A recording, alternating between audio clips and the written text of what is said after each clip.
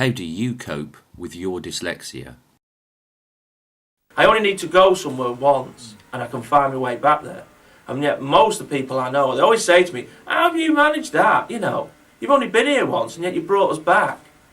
And I say, because that's a strength I've had to learn, because I couldn't sort of quickly read road maps or what have you, or write down.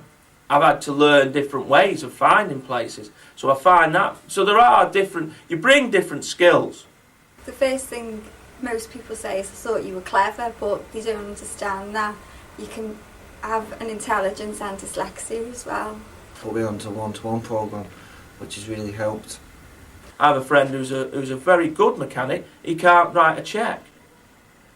And yet there's some of the top firms in this town call him in to fix cars for them because they have all these guys with all these bits of paper and they can't fix them.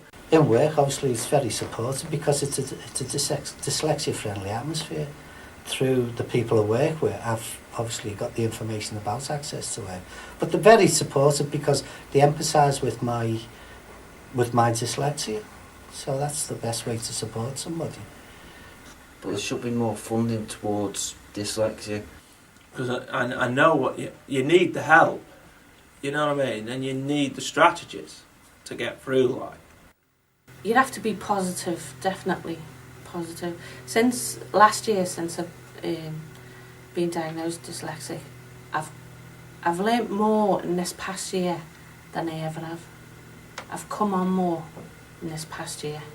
Again, it's using strategies I've developed over the years to come to terms with dyslexia and able to function normally in an environment which is not dyslexia friendly.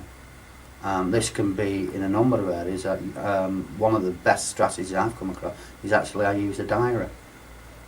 Easy, concise, particularly tailored for myself. All my dates and appointments go in there. When I was at college, university, using different colour binders and folders for different materials. So again, it's coming to terms with dyslexia and able to develop strategies. I just denied it, pretended that yes, I was sick. But obviously later on, circumstances, which is my little girl being born, decided to take control of situations and choose a career and education to better myself, and I came to the ADA for that reason. I find I have different skills to a lot of other people, and you've got to bring this to the fore.